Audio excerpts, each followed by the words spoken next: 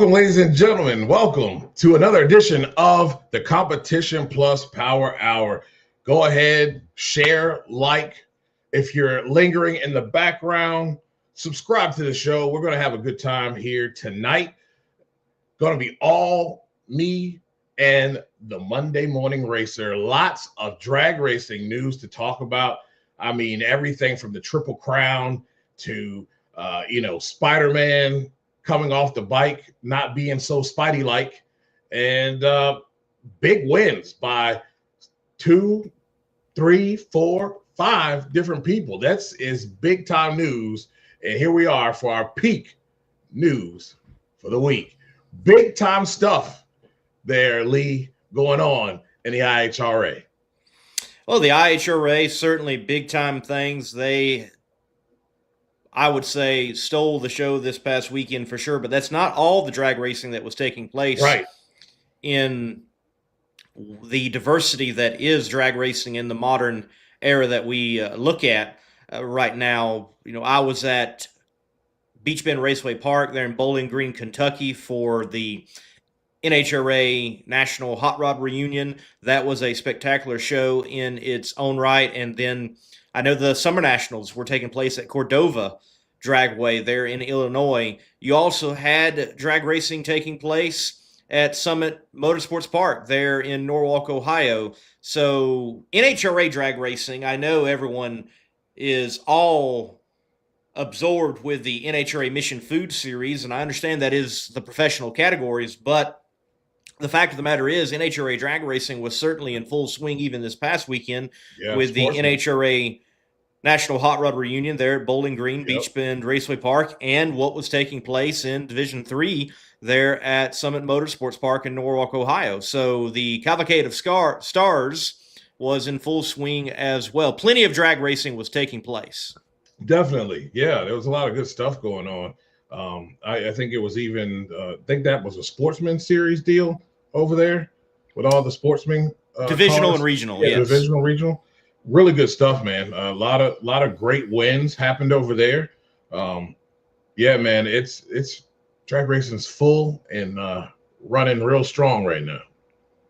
It is, from the International Hot Rod Association on. I mean, this very weekend we're looking at the national event at Summit Motorsports Park, but also the PDRA is in action, and as long as weather holds, the Southeast Gassers Association is back in action there at Knoxville Dragway and many other tracks across the country. I mean, I see so many promotions taking place across the country. I can think of Brainerd Motorsports Park. We're just there with the Southeast Gassers Association. Well, they've got an Outlaw Invitational Pro Mod race coming up on the July 4th weekend, and there's also Great Bend, Kansas is having a event that is a nostalgia event celebrating 75 years of the NHRA first national event and all that taking place, and they're doing it right there, and that's a revival of that track. That's happening on July 4th weekend. There's so much happening in drag racing, and we're just barely touching the surface, frankly. You start diving into the small tire scene, and you start diving into the no prep scene, you start diving into many other elements, and it is, again, alive and well, and it is strong, and we'll get into this, I'm sure, but it is fascinating, the chatter from the International Hot Rod Association event. The negative side just astounds me. The positive side, I'm not shocked, but so much to dive in on here. Yeah. As you said, want to remind everyone, we were to have Bobby Lagana Jr. on, stated that there was an emergency to take care of. We will not have him on. Elon Warner is going to be with us briefly later on in the show, but we're going to dive in on topics. You feel free to chime in. We'll get through the show as we normally do. We'll, go through the segments, but we'll do a little different. We'll definitely make this a little bit more of a fan episode as much as possible. For sure. It's going to be fun. I'm looking forward to it. Well, look, you mentioned Spider-Man, Larry McBride, and Chuck Lofton. I like to say Chuck highlight reel Lofton because I know him from the chaos world, and Chuck's been out there doing this drag racing thing for a long time, and he's had a lot of success. but he has also made the highlight reel many, many times. And we've got some videos for our peak stories. Let's go ahead and take a look at those, and then we'll break them down and get everyone's reactions and talk about the socials and what's been buzzing concerning such events. Yeah. Wow.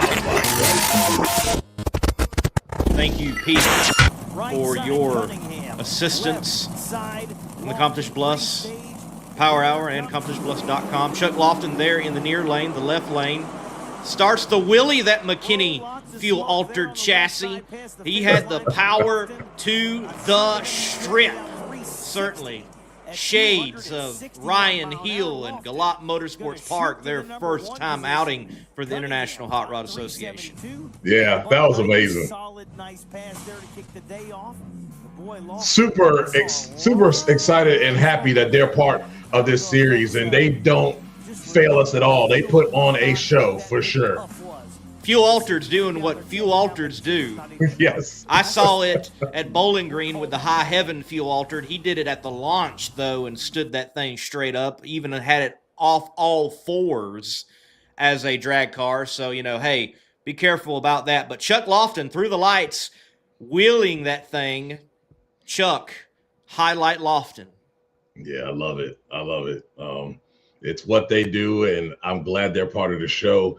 And people are actually getting to see a little bit, a little bit more from them than you normally would, because, you kind of got to dig a little bit if you want to see Fuel Altereds outside of the confines of what we have at the IHRA. But man, that was a show. And Chuck does what Chuck does. You're absolutely right. Beyond Nitro Chaos and the International Hot Rod Association, it can be challenging at times to find fuel altereds. Granted, I think there is a comeback for them. People want them. They've been wanting them for decades. I see people occasionally say the NHRA needs to make them a pro class and have them a part of the show. When Kevin Kinsley and Richard Hartman lined up at the Texas Motorplex, and you had two fuel altereds going over 300 miles per hour, one sub 5 seconds into the fours, the other one very, very close in the War Wagon. So the quickest and the fastest fuel altereds ever. People are like, man, we want to see these things routinely. We want to see these things side by side. So the IHRA, wisely, I think, even though there were some that were fighting against it early on, they have wisely said, yeah, we're going to make this a part of a program. And then you also get the characters such as Ryan Hill and Shannon Hill with Mad Maxine and Nitro Bandito and Oliver Miller, with now bringing in assistance from Outlaw Light Beer. And you've got Lyle Barnett going to be hopping into a fuel altered here before long. And, the IHRA, by including this group and a group that's hungry as a group to further themselves as a category, they have done the right thing, and they certainly put on a show. We've had a lot of highlights already this year from Fuel Altered. And honestly, not even just the IHRA. I think of Chris Graves with Fuel Altered Chaos. So many highlights from that race earlier this year, and that will be taking place later on in November. And then, in the Heritage Series, you definitely are going to be able to see them at Bakersfield for the beginning and the ending of the year as a March meet in the California Hot Rod Reunion. And then you might see them in exhibitions such as you did at Bowling Green with the NHRA National Hot Rod Reunion. But the IHRA right now with Fuel Altered's doing it right. And the Fuel Altered winner, congratulations, Jody Austin, no stranger to winning in Fuel Altereds with the Bushwhacker Fuel Altered. But the one that he had out and he was in, that's the one that is the funny car that was dropped off at McKinney Corp, and in about a week they turned it around and transformed it where it could be an altered. He goes out there in maiden voyage in altered trim, from what I understand, and wins that race. And oh, by the way, I'll just continue the plugs. It was an all McKinney Corp final because the War Wagon was in the other lane as well. So that was definitely an outing on the maiden voyages. It is an altered for Jody Austin, and I don't know what we're going to be calling the Bushwhacker 2, the Bush Viper. Yeah. Well, we don't know yet. Y'all come up with a name, but and War Wagon over there on the other side. So, they didn't quite have the time to, they didn't quite get the exposure, I think, because they weren't running for the $1 million. Granted, they're running for a lot of money, don't get me wrong, but yes, Chuck Lofton, others, and they're putting on a heck of a show in the altered ranks. Indeed. They're funny cars on steroids. I like that. In many ways, some of them are, longer wheelbases, some of them are shorter. Right. What's interesting with the IHRA right now is you have very different combinations. Like Chuck Lofton right now is like, I probably need to put a bigger wing on the front of this car at this point. And you've got some with big top fuel wings on the back and also the front, and then others have got little wings. And a lot of things are going on in that class, from the cars that really represent a true, if you will, as some would argue, fuel altered with the Rat Poison and the Petnados, or you go all the way to Nitro Bandito with Ryan Heel and the Heel family racing along with Mad Maxine, and it's full-blown modern fuel altered. And really one of the biggest of that example would be the War Wagon, the world's fastest fuel altered. They could throw that thing, they could throw a funny car body on it and probably make an NHRA show with that hot rod, especially Kevin Kinsley driving. So it is a very cool thing to see fuel altereds getting the love that they're getting. It's way overdue. Yes, indeed. I agree with you on that.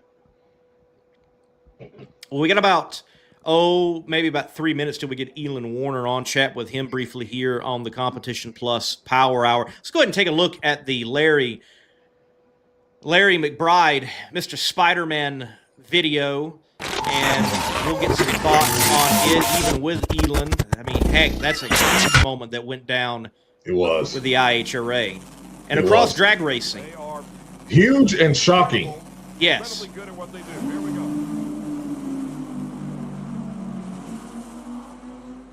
And Spider-Man doing what he does. How about that 382 with, no! Disastrous moment right there for the Spider-Man.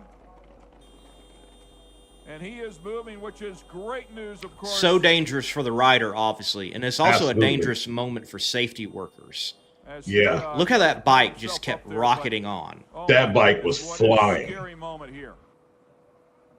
I'm just surprised that he got up and the leathers were torn, and I think he had to have like stitches in his elbow, and that was it. To the test as well, and I'm telling you, this guy's tough as nails, but absolutely tough as nails.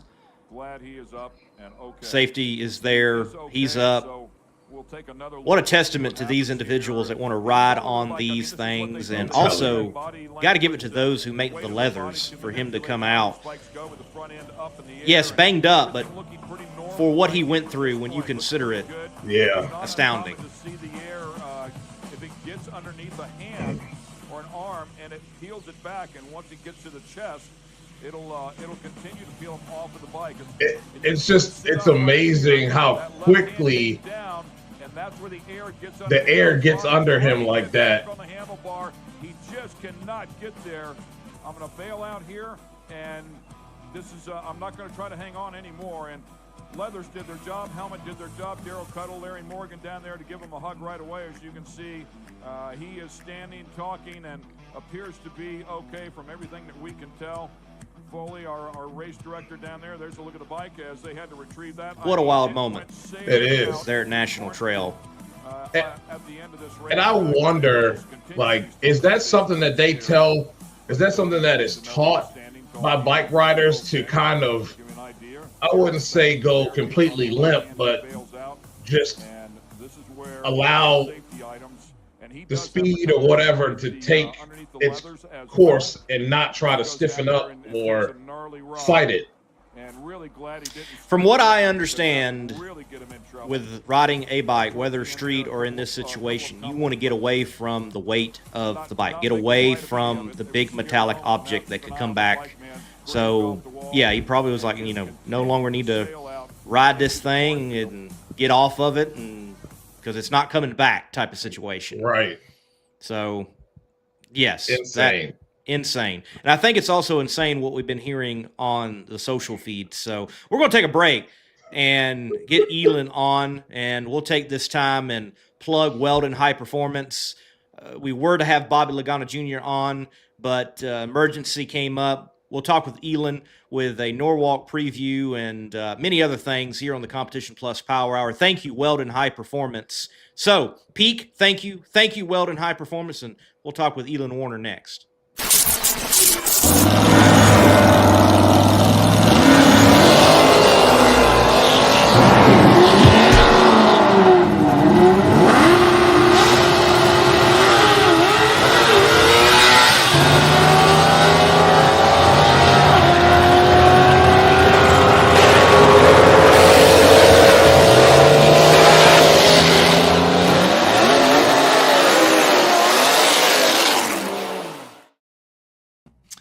Elon Warner, welcome to the show, man. Look, Larry Spider-Man McBride, what a ride that he went through. But I know you've had conversations with him. You've interacted with him. And all these people out there saying he was showboating, they're absolutely nuts. That's ridiculous.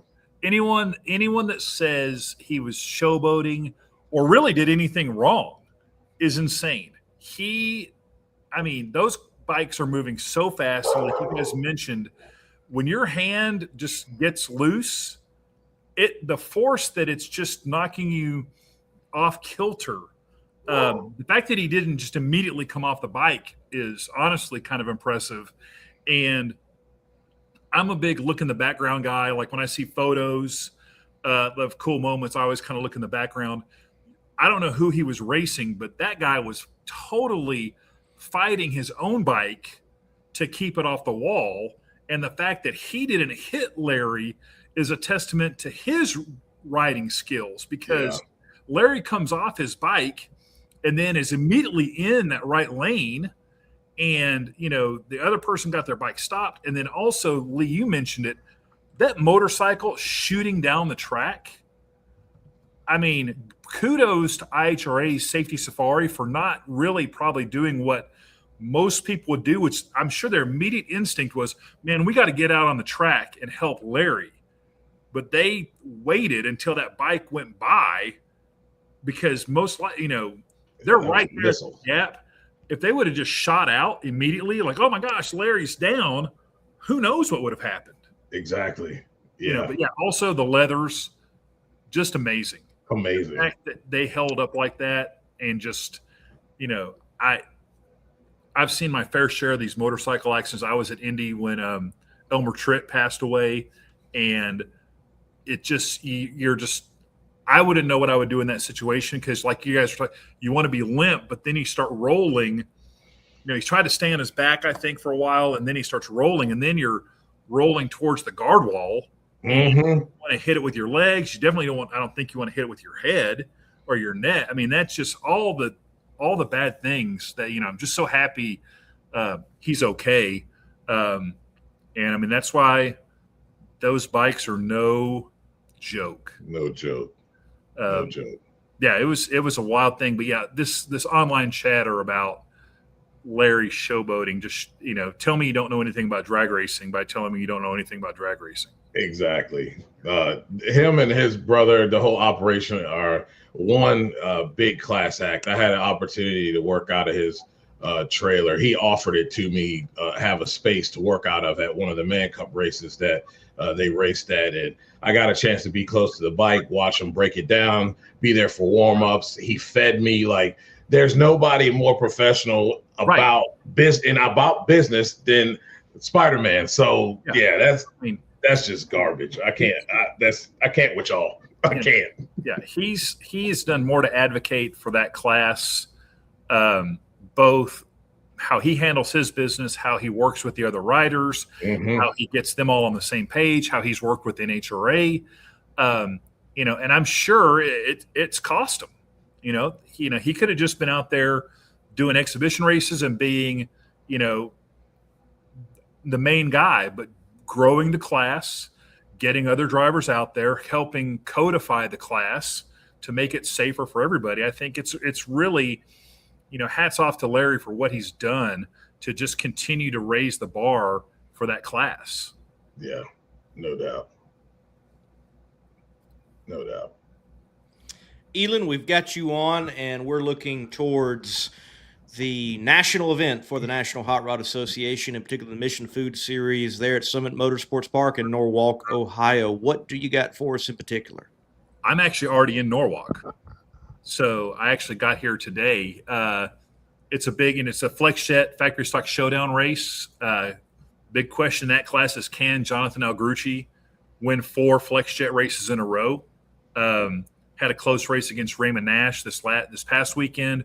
Mark Powix improving, and these are Ohio guys that want to show out for Ohio. But I talked to Jonathan after he won in Bristol, and he was like, I didn't want to get too close to him. I didn't want to accidentally pinch him and wake him up. But yeah, so I think Flex Jet's going to have a huge presence. You have the Pro Stock Showdown or Pro Stock All-Star call out this weekend. I love a good specialty race. It's a shame Corey Reed's not here to defend his title. Yeah, I would have loved to have seen him just get back in a Pro Stock car just for this weekend. But I don't really know how those points work. But I was talking to somebody today that I am more encouraged by just the overall health of the competition level after Leah and Antron won in Top Fuel 2 weekends ago, because I was really worried it was just going to be a Coletta runaway freight train in Top Fuel. But at least, we proved that they're not Ivan Drago from Rocky IV. They are human. They're not machines. But I think, funny car, the track, I was actually at the track today. The track looks phenomenal. I think it's, having the divisional the weekend before just sets it up to just be in premium racing condition. And then just the fan experience with the baiters. I mean, yeah, come on. I mean, there was no one at the property today, and it was spotless. And anytime you saw any piece of trash that might have blown in there was somebody there picking it up, putting it in a trash can. I mean, it's amazing. It's Tuesday, so it's right. It's a big weekend for Bracket Bonanza. Vision One is stepping up to be presenting sponsor. Awesome. So we're excited about that. And that's really, honestly, it's a big race for Bracket Bonanza, which we love having a free game. But really, Vision One is one of the first sponsors that has really stepped up as a consumer-facing sponsor. And we just want to encourage everybody that, we love having a free game, but if sponsors are going to step up and support us, I would like everyone that's playing Bracket Bonanza to support our sponsors. And that hand cleaner is legit. I mean, they've done a really good job with it. And I know a lot of people think, it's a bracing. It'll clean anything. It's the perfect clean, for you got kids, you need a hand cleaner. I had you got that right. Little kids. I would have killed to have something that would take, Sharpie markers and paint off. So yeah. So just, they're the official hand cleaner of NHRA. So, Vision One, what we're promoting, there's a discount. If you're playing Bracket Bonanza, the emails will go out so you can order and, save a little money to give it a try. But we're excited to have them on board. We're getting more people playing Bracket Bonanza than ever before, which I just really like. To me, the beauty of Bracket Bonanza, which, I'm beating the dead horse with you guys, is we're just trying to get more people to care about drag racing and give more people a reason to get involved in the sport. So, I'm excited about it. The 1,000 round win collectibles are selling. Yeah. I got to spend 2 hours with Force in California while he signed 1,000, actually a little over 1,000. We're only going to sell 1,000, but I had to have some backups in case some got damaged or whatever. He signed 1,000 cards that are 5x7 on his half in right about 2 hours. And I just sat across the table. I just sat across the table from him, and we just talked about autograph sessions and different things he signed. It was really, really a lot of fun to be back in the Yorba Linda shop. And then this Thursday, Greg is going to sign his half of the card, and then we'll get them shipped out after Norwalk. So, but there, awesome. It's been really cool kind of getting this thing off the ground, just seeing kind of where it's going. We're not going to do a ton of collectibles, I don't think, but this is kind of for the first one to get a piece that has John Force's autograph and Greg's on the same piece. You can just get it at 1000roundwinclub.com. So the number 1000roundwinclub.com. And it was cool to just Force was just really in a good spot, which it's real hit or miss. We all know that since the accident in Virginia. Yeah. I think when people see him at the races and he doesn't look super happy, I think he just misses racing. And I think he does. That was his happy spot. So it's not that he's just bummed, which who wouldn't be? I mean, that's what he's done for 50 years. Right. But, he'll tell stories. So I guess my word of encouragement is to everybody, I think he kind of puts off this air that he's unapproachable, but he's still just as approachable as he ever was.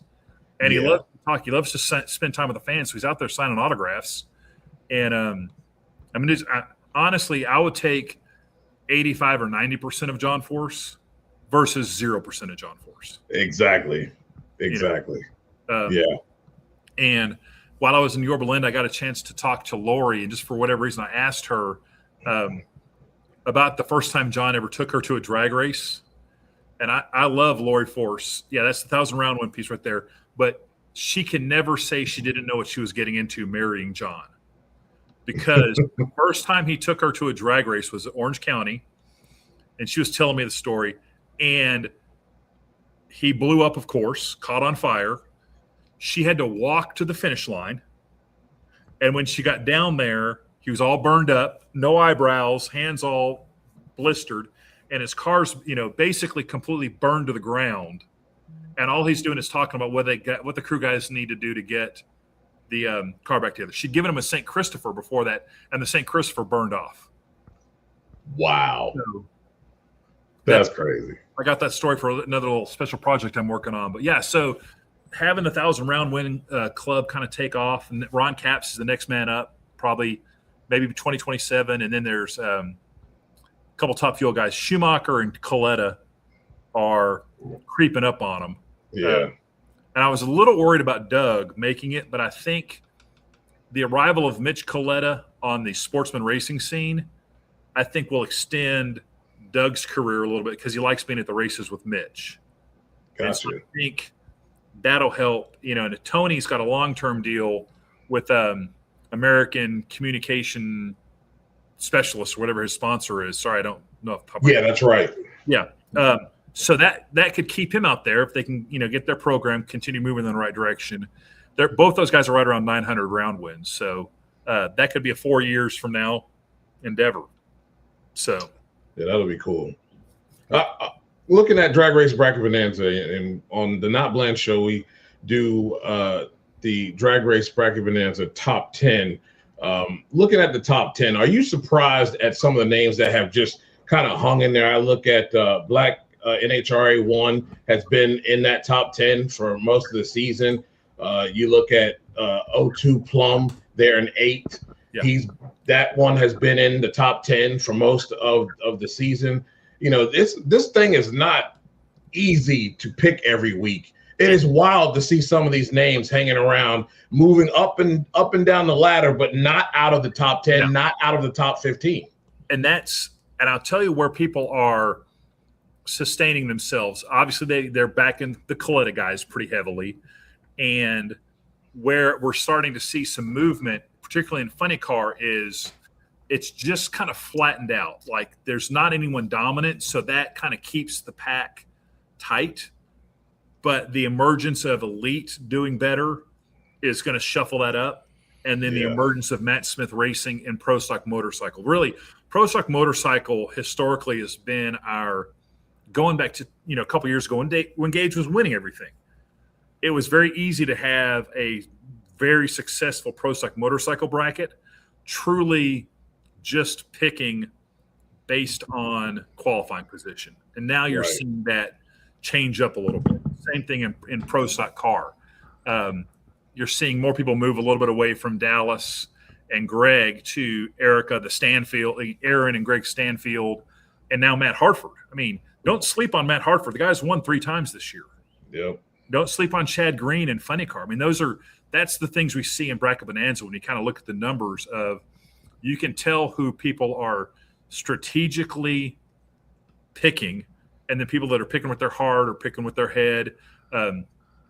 And it's funny, we get emails. We're starting to do a whole refresh for 2027. So we're going to have a lot more, not just stats, but just some fun elements to Drag Race Bracket Bonanza. But just seeing feedback from the fan. Like, we have people that track qualifying round by round, and that's how they're making their bracket. And they send me their whole spreadsheets. Hey, this is what I do. This is how I'm making my picks. And they're, so we're looking at incorporating, so you can see, everyone's qualifying numbers. So if a guy's number 3 qualifier, that doesn't necessarily mean he was great all weekend. He could have just hit his ass one time and been terrible.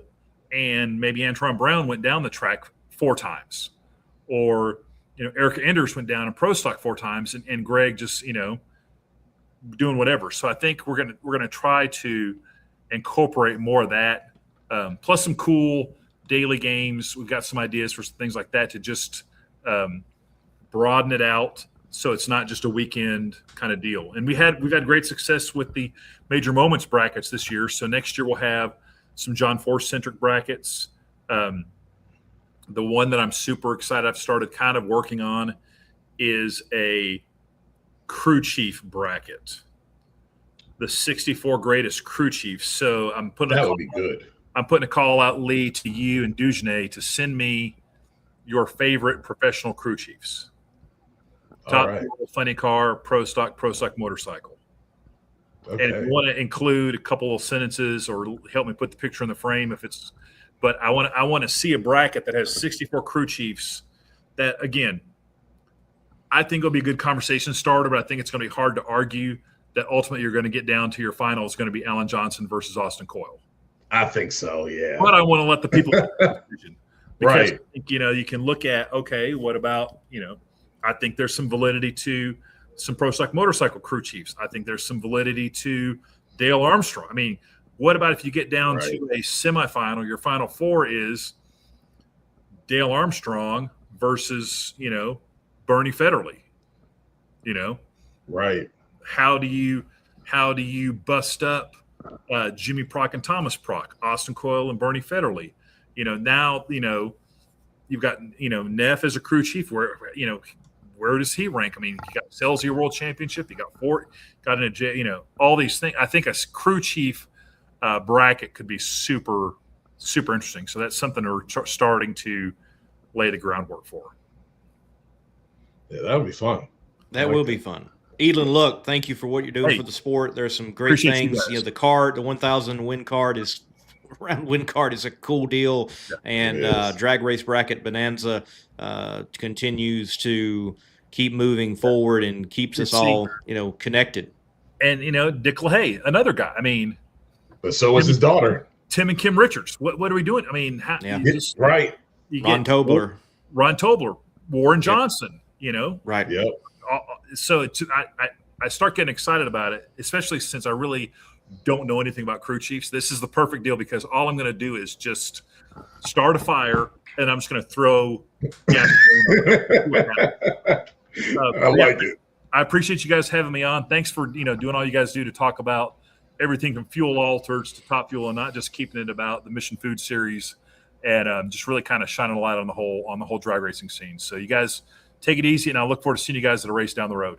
Yes, sir. Take care, man. Thanks, man. As Elon checks out, we will take the time to go to our cool video of the week. We just talked about Norwalk. Well, we'll stay in Norwalk with this cool video of the week, and it is the last time that 2 popular brands faced off against each other in the Pro Stock ranks. Yeah. Larry Morgan, Vincent Nobile. Larry Morgan has never won here in his home state of Ohio. That includes all the races, not just here, but at Columbus. How about Vincent Nobile? He's been to 5 final rounds. He's only got 1 win, and that was on a hole shot. But he definitely has the advantage based on the numbers coming into this final round. Will the kid be able to deliver?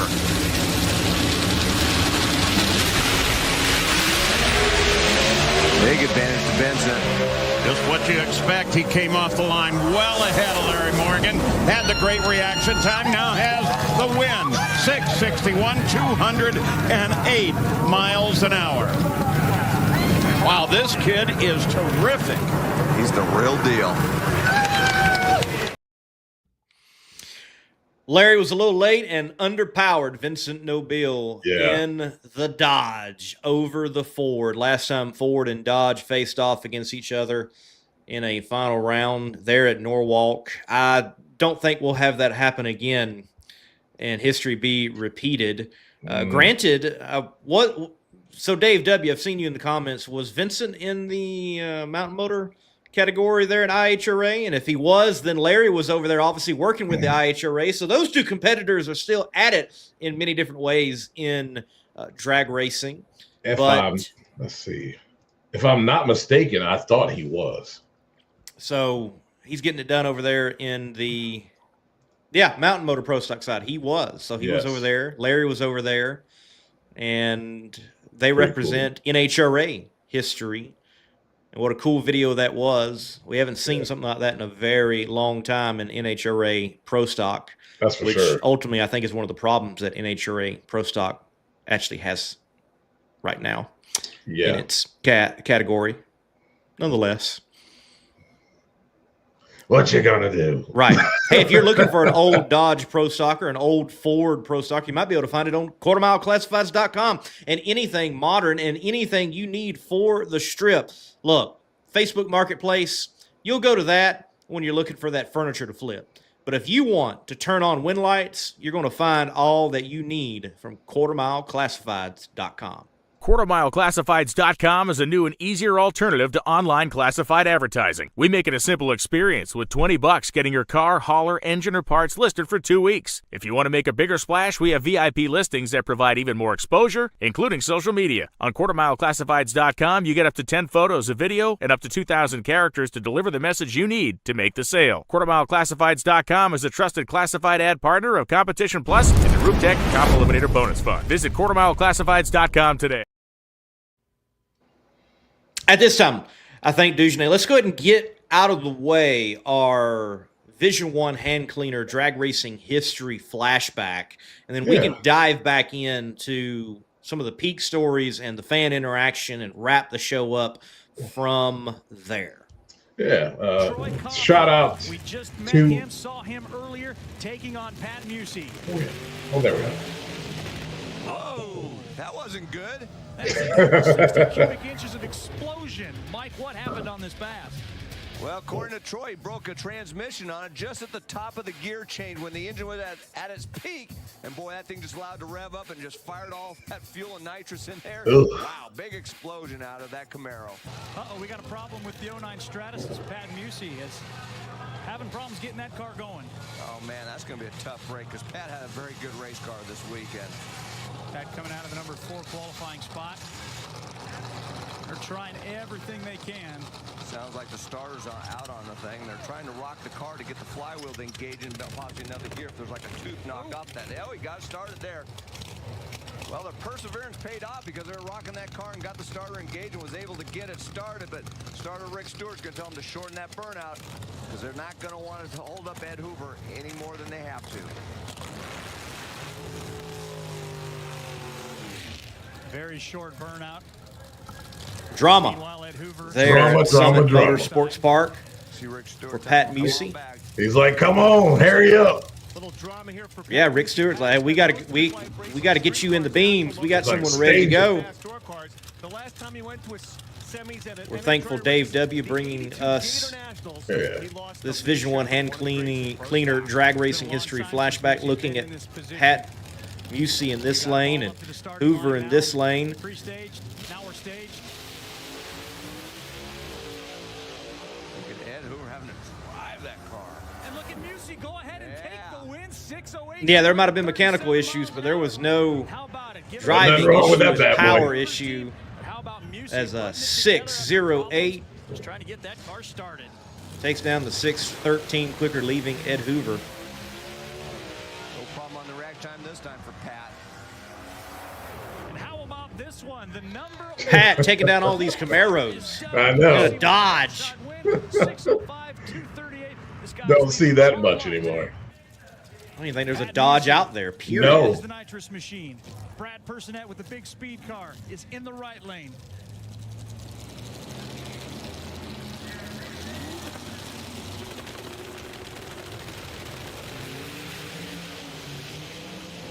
Oh, Pat's got that Walking all day. away with it. 067, other lane was sleeping. Yeah, sleeping. And Pat Musey wins his first and only NHRA Pro Modified victory of his driving career. And as great as that is, when I think of Pat Musey, it's not that. It is back in the streetcar days, and like, you know, you've got the battle between him and Tony Christian, that era. Yeah. Look, that green car, that's what I think about when I think of Pat Musey. Now, certainly goes on later on, creates massive horsepower for those in the nitrous ranks, even to this day. And his daughter, his late daughter, went on to win and perform exceptionally well. And the other daughter, Tricia, still out there getting it done. So Pat Musey. Yeah, that was awesome. With the power, getting that win. Yeah. Very cool Yeah. to have that history flashback here. And doing it at, a pro mod place, if we can say it that way. Norwalk, Ohio, and that track is a door slammer pro modified place. So getting it done there is certainly special. That brought to us by Dave W. Check out dragracereference.com when you can, and Vision One hand cleaner. Yeah, good stuff. Good stuff. Look, I don't know about you, but you know, there's always a lot of chatter with the IHRA when things don't go well. And I thought this weekend, this particular race, the Triple Crown, it flowed so well. Like, if it wasn't for the rain, it wouldn't have been a problem. And I know people talk about downtime, but like the downtime was normal. Track prep, you had a few incidences that they had to clean up.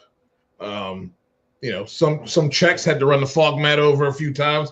We had a couple parts and pieces come out, but it's nothing abnormal at all. And I thought the race had a really good flow. They had a good pace as well.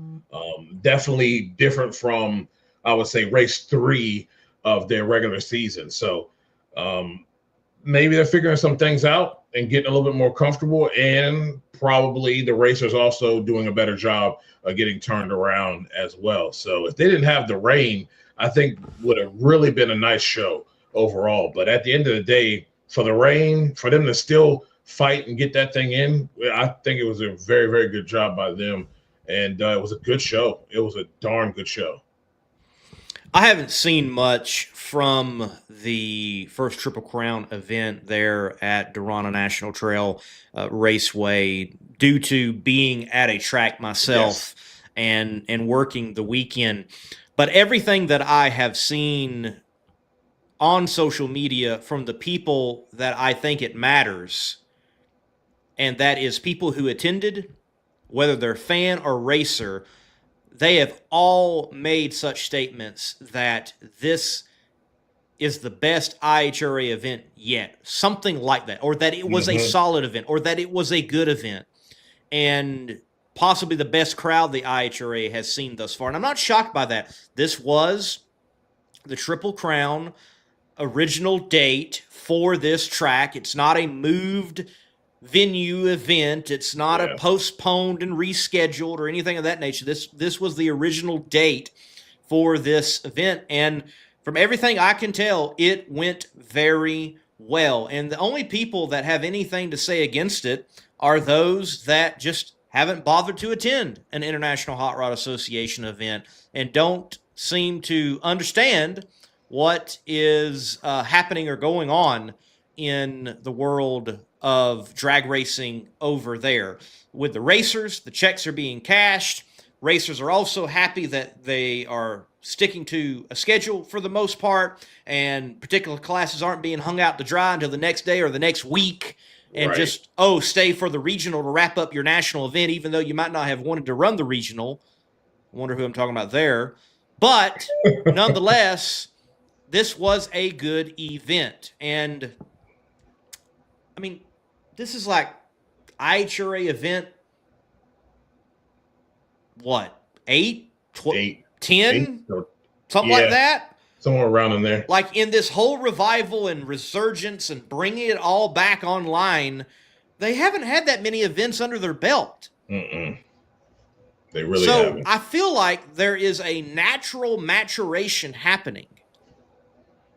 Yep. And there's a natural maturation happening that you and I often don't get to see with an event. Like, you and I, we haven't gone back, or you'd have to go back and get account from like Chris Graves and Funny Car Chaos and the struggles of the first events, even though they were successful to be what they are now, of what did he have to change and what did he have to fix and what did he have to make different for it to be a successful program. We're not looking at the first year of 75 years of NHRA drag racing, of what it took to get to the point where it is what it is. But we are real-time, live stream, entire day, seeing the maturation process of the International Hot Rod Association. Did we see the maturation process of the PDRA? No. Did we see the maturation process of any other drag racing outfit out there? No. But we are seeing it with the International Hot Rod Association. So tone it down, people.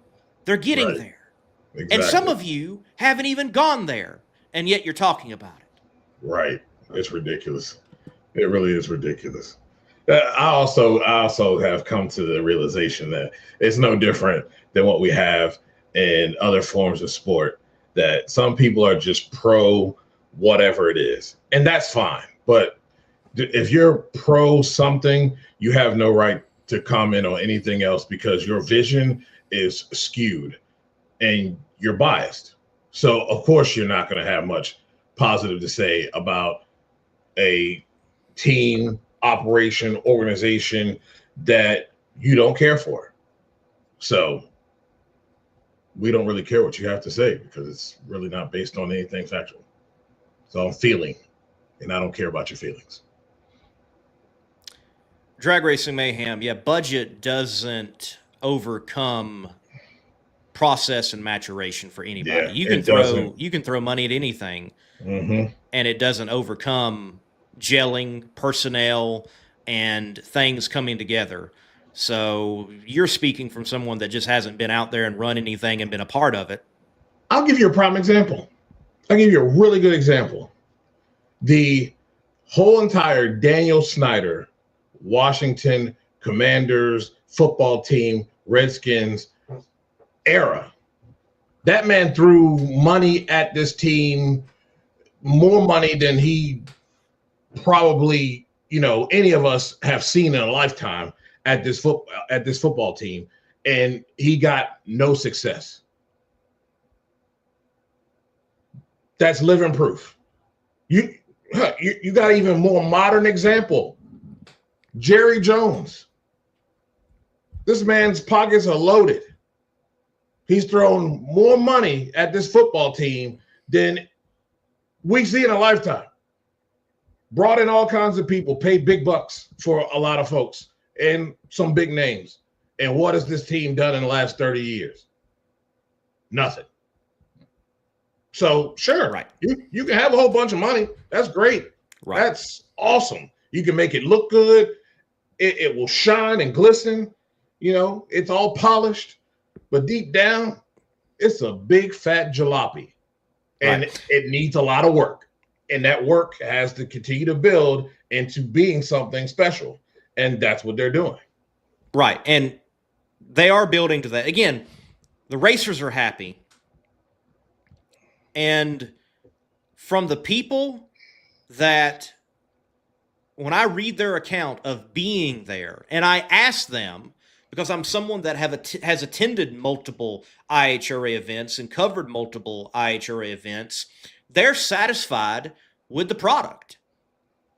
It seems like the people who are not satisfied with the product are the ones at the comfort of their own home watching from a live stream, yet complaining about one of the best live streams in sports. Yeah. It's fascinating to me that you're seeing the maturation process, and they're getting better and better and better as every event goes along. Racers are happy. That's important. It's getting there. Yeah. You had better attendance this last event. I saw a good crowd the first year at Milan. Yeah, that was a good crowd. Some of the problem is that some of you as fans, you're just fickle. And you can't admit it. In the words of Daniel Bryan. And some of you, now since there's something else to complain about beyond the NHRA, you just complain about the IHRA. And the NHRA has become the greatest thing since sliced bread. They're both great, but they both have their problems. Yep. The IHRA is doing it a bit differently. And it fascinates me, too, how many people chime in and they say something to the effect, well, it just, how can it be sustainable without any fans in the stands? And I'm sure Daryl Cuttrell wants to see fans in the stands. But you know what? I doubt it's so much for his bottom line, because the man's already spent so much that it's not a bottom line factor. I imagine he wants to see fans in the stands for the racers to have a crowd to race in front of. Exactly. The fact of the matter is the IHRA's model right now is not the same as the National Hot Rod Association. And yes, you can have drag racing series that survive without fans in the stands. PDRA. They've had good crowds at Galat. They've had good crowds at Virginia Motorsports Park. But I've been to plenty of PDRA races and covered them. There was nobody in the stands. And that's not to knock the PDRA. It is a professional drag racers association. Great drag racing. Great series. They put on a good show. I wish there would be more people in the stands. But yet the PDRA rocks along without having a sellout every weekend. Yep. Oh, and you don't have to have a sellout to have a successful weekend either. Look, Bowling Green, Kentucky this past weekend, the NHRA National Hot Rod Reunion. Did they say sellout at any time during the event? No. But man, that place was packed. And there was a good crowd to watch nostalgia drag racing in the flair and flavor of the NHRA. I understand there might not have been the funny cars there. And I understand it might have only been 5 top fuelers. I understand that you only had, fuel alters and exhibition, but you had plenty of gassers and many other categories in drag racing. And guess what? People enjoyed it. Oh, and also, by the way, Dugenais, we got to the finals, and guess what? There weren't as many people in the stands as there was at 2 o'clock or 1 o'clock. That's just any sporting event, especially drag racing right now, period. Yeah. Whether you're NHRA, IHRA, Southeast Gassers Association, Funny Car Chaos, Nitro Chaos, PDRA, whatever it is. Yep. How people want to define and measure the success of an event while not being there astounds me. Yeah. Like if before you comment online, there should be were you there? Right. Exactly. Evan said it best. I saw him at Gainesville, and we were talking about, just the fans and the crowd that was there. And he physically went to the gate as people were leaving, probably, middle of the day, and asked them, were they going out to get a sandwich or, and they're like, no, we're leaving. And nobody was upset. Nobody was mad about what was going on with the product. It's just the day and age we live in. People come in, they consume what they want, and they move on about their day. They've got other things going on, may not be able to stay for full time. You see people come in after things start and go ahead and watch the rest or the remaining of what's going on at the track. So it really, in the day and age we live in, it's not the same as it was back then. People consume differently, and people leaving isn't necessarily a negative thing. They've had enough for the day.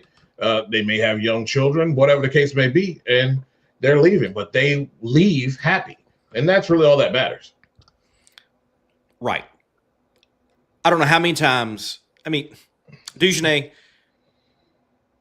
in my time in all of this, there have been about 3 years where I attended just about every NHRA national event.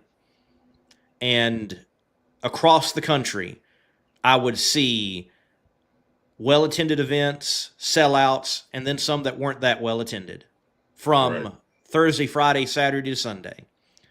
And a theme through them all is that typically round one is not a full crowd. No. You do have places like Maple Grove. They would be full because you had people still trying to get in as you're firing the first pair of top fuel suckers. But you had many times, I think like round one, U.S. Nationals Monday. It's not full. It's not full.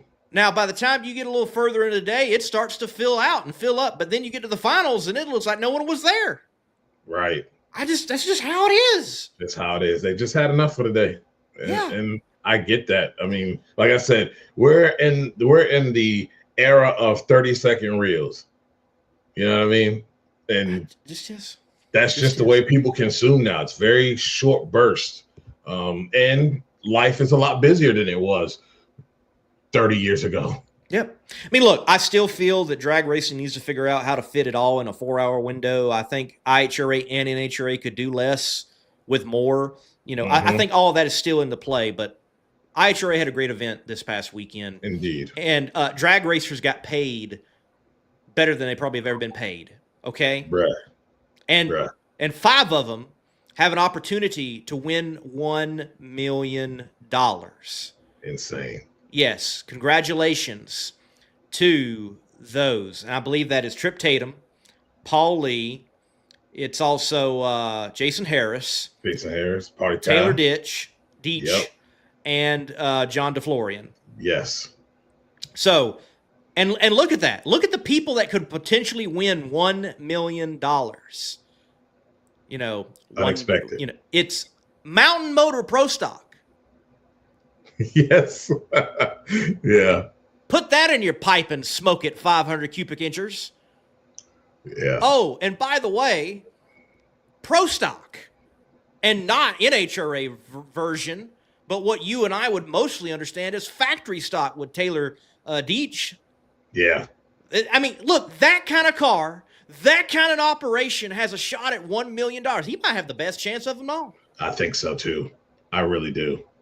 Paul Lee, Trip Tatum,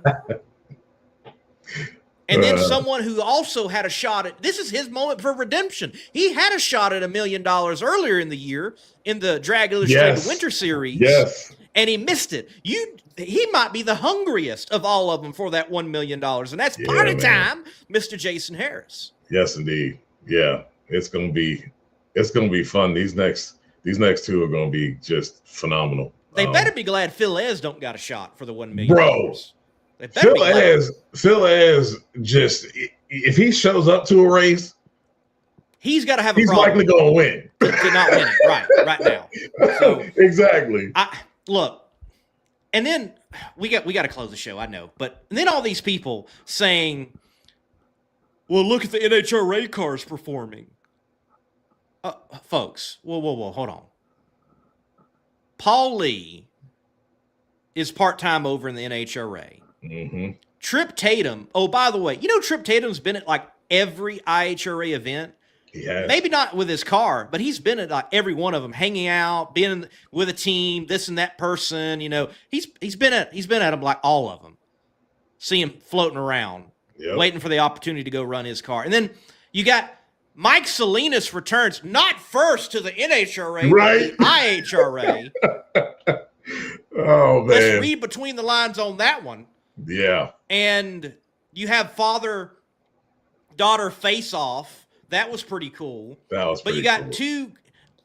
Stop saying NHRA or IHRA cars. Because look at it right now. And I'm not going to give an exhaustive list here. But when you look across the board, more of them are going back and forth than like the people qualifying have qualified in both. Yep. Pritchett, Salinas, John June. Smith, Yep. Lex June.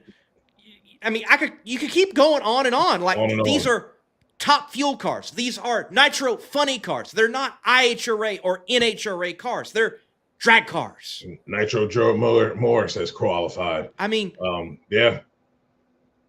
It's wild. It's wild. And oh, by the way, yeah, Lex is going to be at NOAA. Yeah. So what has Lex got to change over? Nothing. He probably is requested to cover his IHRA sticker, though, I bet. Probably. Probably. Because we got to move on here. We got to move on. So where are we at? We are at the parting shot. Are we at the party shot? We got a video about the t-shirts. Look, maybe, I don't know. I think possibly the coolest t-shirts there we go. To hit the store for competitionplusstore.com. Mm-hmm. The pro stocker that was revolutionary, that people missed on, that should have changed the class. I talked about it in my earliest video that I ever did on YouTube. CompetitionPlusStore.com. We've got a new shirt dropping. Yeah. It has dropped, and it's this one, the Buddy Ingersoll Pro Stocker shirt. The Turbo V6. That's I like that. The car that scared them all. That is a classic. You can hear Bob Jenkins. Yeah. Talking about this great car. We'll get some footage from Bristol International Dragway here. Turbocharging, of course, is something that we have seen on single-seater open-wheel racing, both here as well as across the Atlantic the last couple of years. Interesting story as we take a look at Billy Ewing. Everybody seemed to be against the turbocharging when the season began. There was little success. You didn't hear too much about it, and now they're beginning to talk again. And here he comes again, Bob. Yeah, he came from behind as insane. Went to Billy Ewing, but Buddy Ingersoll pulled out the went on in the autumn edition of this race to lose in the final against Bob Glidden. The legend. And then after that, it was like, no, don't. You can't have turbo, blah, blah, blah, And I think that missed the boat because Pro Stock has always been a representation of what was out there on the street, one way or the other. What is naturally aspirated out there today? Both of my vehicles sitting in my driveway are turbocharged. Yep, mine too. Yeah, I just think, I don't know. It's I think wild. they missed it. I think they definitely missed it, bro. I think they missed it. It would have been fun. It would have. Okay, pardon shot. Well, of course, here comes another one from our producer, Jacob, tonight. This is, since we had this past weekend, the NHRA Hot Rod reunion. Well, this one is a memorable one of High Heaven Altered, pointing towards the heavens. Yes, it's pointing towards it. And if you want to see the video, just go to Monday Morning Racer. I've got the video of this thing doing it. And I need to reach out to the High Heaven driver. I think it's David Giles was in it. Yes. And oh, it's okay, great. It's in the notes. Thanks, Jacob. Yes. Well, David Giles was in it, and he got it back down safely. But you can clearly tell they've got GoPro or something going on. So need to match it with like my video and their video and put it all together. Pretty spectacular scene. This is another thing I love. Oh, my goodness. I have to deal with this with Southeast Gassers Association all the time. And then I have to deal with it also on this car. Where are the wheelie bars? Like, you realize wheelie bars were not what we understand them as today, as a tuning aid and really like two more or one more wheels for the whole entire car. Yeah. Way back then. Like, every time someone says it was Sega, I'm like, the wheelie bars need to be period correct. They weren't tuning aids and elements. They were literally like, oh, crap. we don't need this to go no further and Exactly. go backwards. Well, there's no wheelie bars on the high heaven, as kind of would have been back in the day. So you get this moment, and he actually got off all fours. Yeah. All There fours was are off the daylight. ground on this thing. There was daylight for a brief moment beneath the rear slicks and plenty of daylight under the front tires of high heaven. Amazing. Amazing shot. It was pretty cool. Amazing moment. It was. All right. So, anything else? No, Anything else? Blake, I do not have time to watch the World Cup. I really would like to, but time, it just doesn't allow me to do it. But I do like it.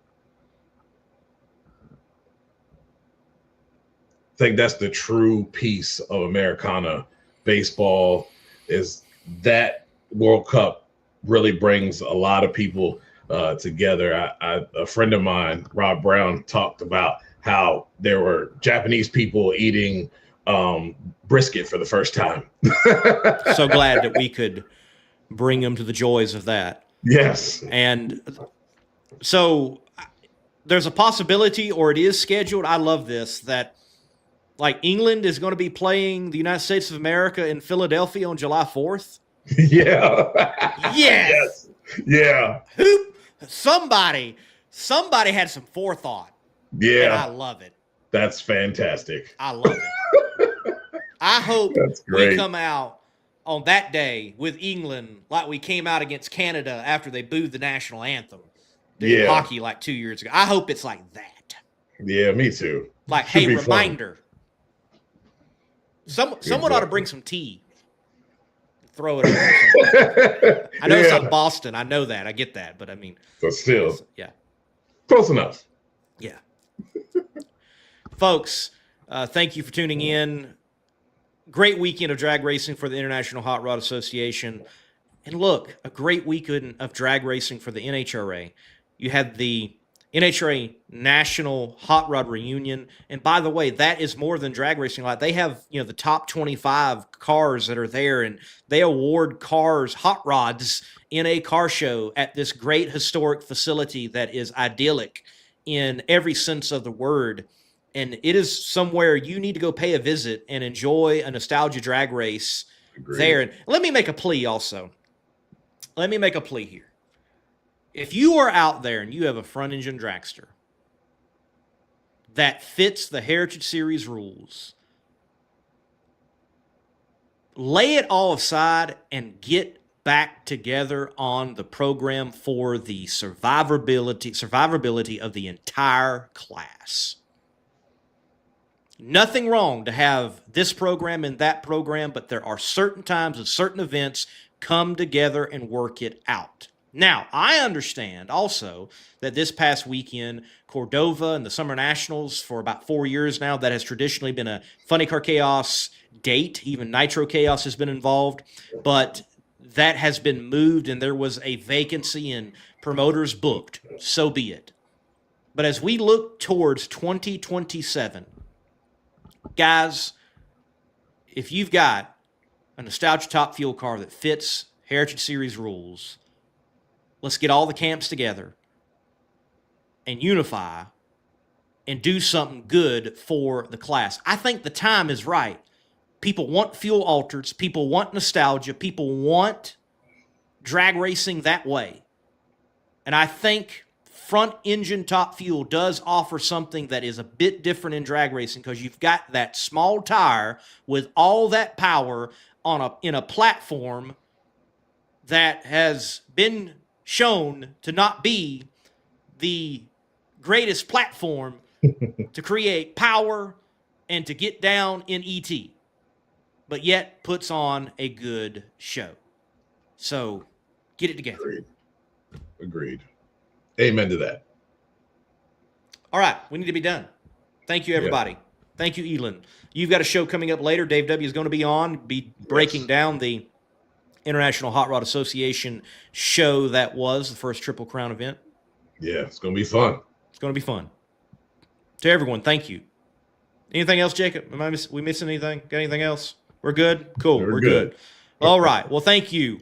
Weldon High Performance, Vision 1 Hand Cleaner, Peak Auto, and Drag Race Bracket Bonanza, and Competition Plus Store.com, and CompetitionPlus.com, and a lot of great articles on this website you need to go read right now. Bobby and team have been pumping it out, and you need to go read. Actually, go read something before commenting online. Facts. Please. God bless you all. And till next time, God bless and keep the pedal to the metal. Reliability to drive thousands of miles. Confidence for those who fly high. Redline oil products give you the power to crush the competition. And a track record of being the best. Redline oil products. You push it to the limit, we'll protect it.